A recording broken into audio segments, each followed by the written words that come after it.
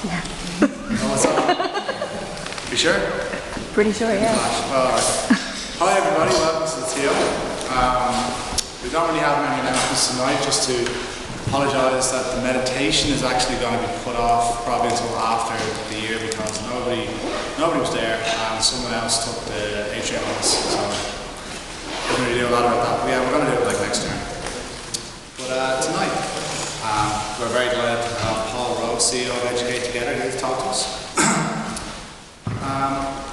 Paul and his group, they seek to address what recently ex-Taoiseach John Burton called religious diversity in education, which sounds great until you actually realise what it means is it's that children of certain religions should go to certain schools and that's the way it should be.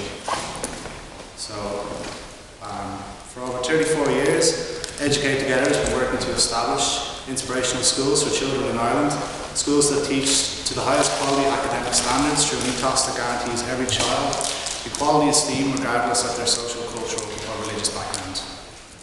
Paul himself has been involved with Educate Together schools for the past 21 years as a parent, activist, board member and national representative.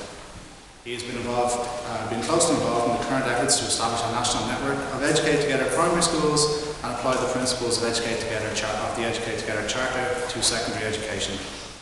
He was elected chairman of Educate Together on its transformation to a limited company in '98, a post he kept until 2001. And in June 2002, he was appointed CEO of Educate Together, a position he still remains in. He's also pursuing a master's at the minute, which theses hold everyone back, but he will very soon be with that as well. But don't talk about the war. We won't talk about the war, but will you all please join me in welcoming Paul Rowe.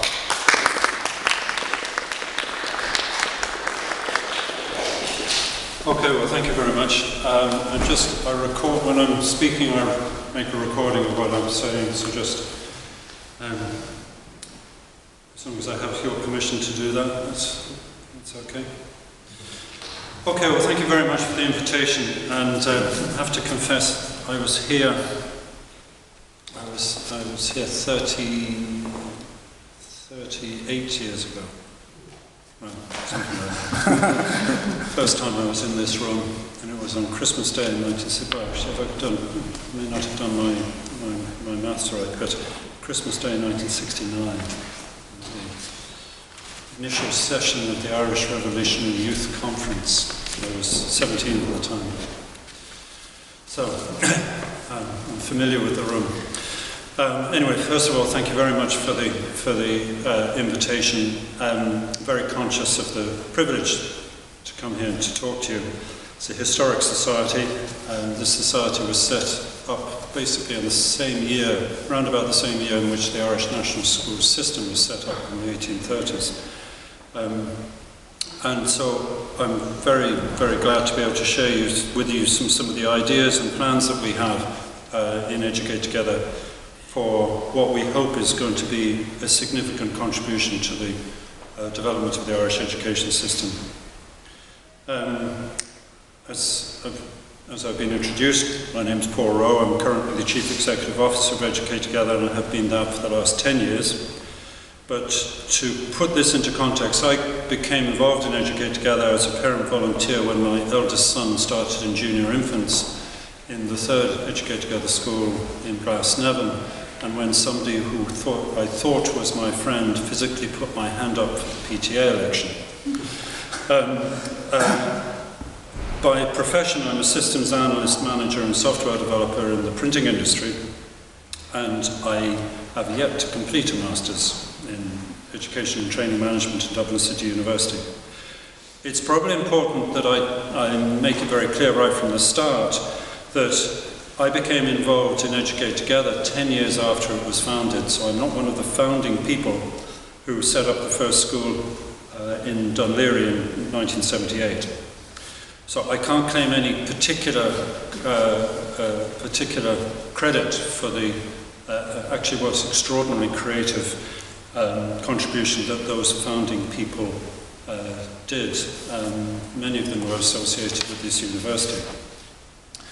So, starting position, I'm very aware that I'm talking to theologians and people involved or people associated with the Theological Society.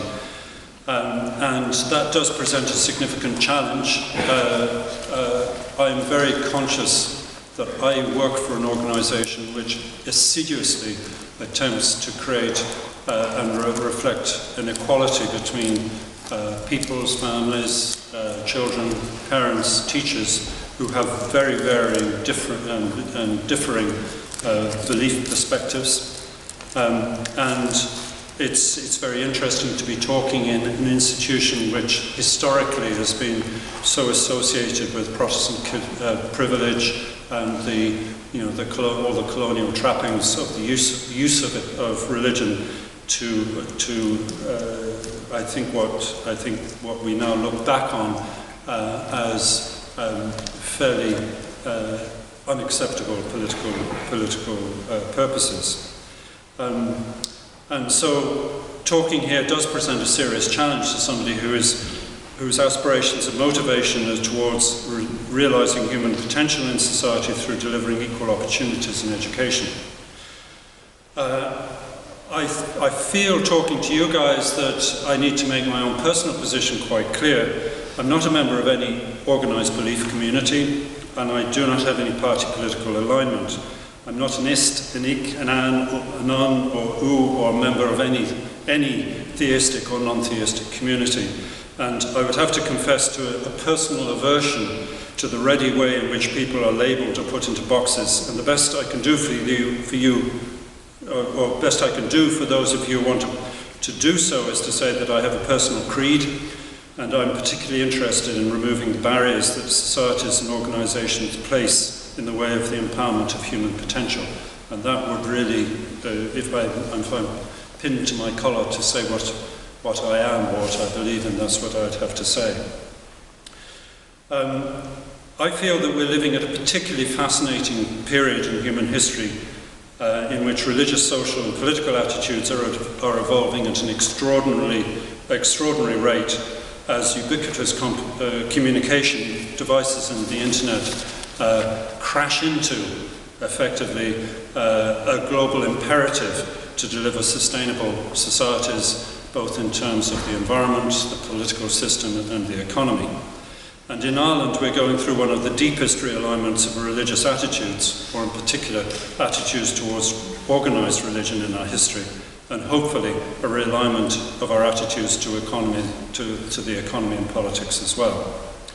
In Western Europe we've evolved an attitude in which it is now universally unacceptable to tolerate violence towards a fellow human on account of their religious or non-religious belief, or their identification with a particular religious community. For us Irish, we're still acutely aware of how recently were such attitudes tolerated in parts of our own country. And although Western European societies, and Ireland in particular, have still much to do to eliminate discrimination on the basis of beliefs, none of us still believe that the violence supported and tolerated of old, the burnings, torture, public humiliations, drownings, could ever be acceptable in our current social space. In fact, I think it's inconceivable that in modern Europe, soldiers could be motivated to kill only as a result of the religious identity of their opposing combatants. And for almost 2 centuries now, conflict has only been justified on the basis of an effort to protect from assault or to rectify perceived social or national injustice. But however, this social attitude, as we know, is not without threat and not universal. The current propensity of politics in the West to justify aggressive and economic military action on the basis of whipping up fear of a particular religion is still very present. The abuse of religious identity is still a major factor in popular uprisings against corrupt or autocratic regimes, and the promotion of racial and religious intolerance should still be a major concern. And that's without immediate reference to atrocities in the north, or Srebrenica, Auschwitz, Rwanda, etc. And the current trend of media commentary to isolate, denigrate and misrepresent those of the Islamic faith in the current so-called war on terror should remain a serious concern, as should the small but growing incidence of racial violence here in Ireland. So, We've arrived at a juncture in which Irish society in general is opposed to religious imposition or discrimination, but its education system is imbued with a discrimination which is deep, embedded and institutionalised. Today, I think everyone who is responsible in education and in religious or belief organisations in Ireland recognises this and is seeking constructive paths to resolve it. When I talk about deep, embedded or institutionalised religious discrimination, I'm not talking just about the legal administrative forms, I'm also referring to the cultural reality. Our primary school system is a state-funded system in which 98% of schools are private and run on behalf of religious organisations. 92% of them are Catholic, 6% Protestant. These patrons of schools have control over the management of the schools, and 2.5 hours of contact time per week for all pupils is reserved for their exclusive curriculum, the outlook of which must, in law, permeate the entire school programme. Our parents have a constitutional and a statutory right to absent their children from religious content that offends their conscience, but almost all schools do not have any facility to address this.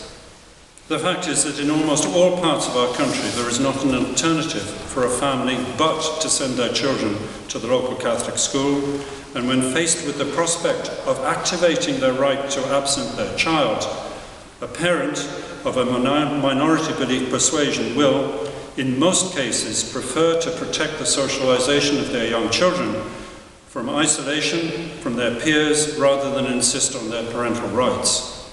As a result, this denial of rights, protected by our constitution and laws and detailed in many international rights conventions to which the Irish state is a signatory, is often buried and completely hidden.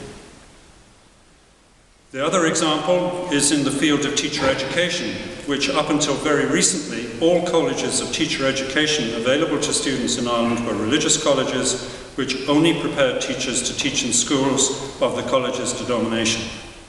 Minority school networks like the Educate Together network were either not mentioned, certainly not covered, and were often the subject of misinformation. It has only been very recently that this situation has begun to be corrected. Now, Educate Together with others, and I would stress with many others, have been campaigning on these issues for many years. We took the case to successive reviews of the Irish state's performance in the United Nations, and I'm glad to say that today, in 2012, we're at last beginning to make very significant progress.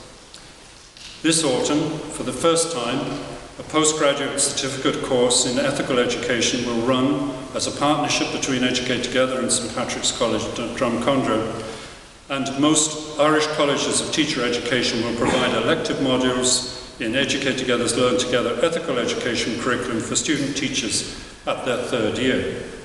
This is still only small beginnings, but it represents a game-changing development that will soon see students having equal opportunities to pursue their profession through the Educate Together model. And addressing the other issue, today's announcement for the first 5 areas for a new survey of parental preference for the type of primary school that they would choose for their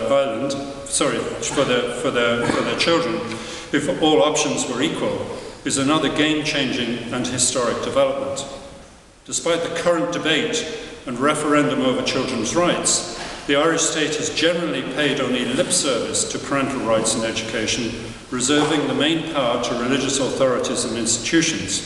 The reality is that this is the first and only example of the Irish state actually asking and being prepared to measure and take action on parental preference at school.